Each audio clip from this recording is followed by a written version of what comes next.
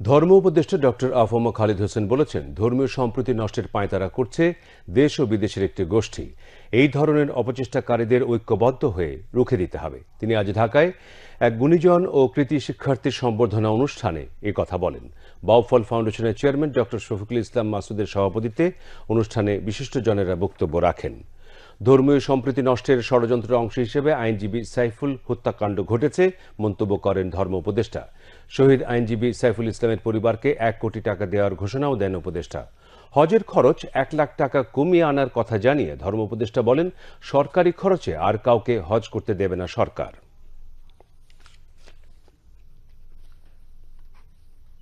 দেশের ভিতরে দেশের বাইরে একটা গোষ্ঠী আমাদের সৌহার্দ্য সম্প্রীতি বিনষ্ট করে গোলা পানিতে মাছ শিকার করার চেষ্টা চালাচ্ছে। আমরা ইনশাআল্লাহ আজিজ আপনাদের সহযোগিতা নিয়ে কোনো ষড়যন্ত্র আমরা সফল হতে দেব না।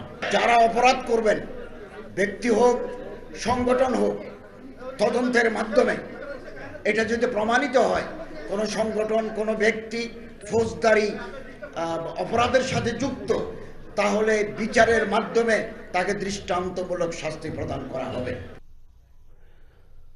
অনুষ্ঠানে জুলাই শহীদ পরিবারকে বিশেষ সম্মাননা দেওয়া হয়। এছাড়া কৃতি শিক্ষার্থীদের ক্রেস্ট প্রদান করে ফাউন্ডেশনটি।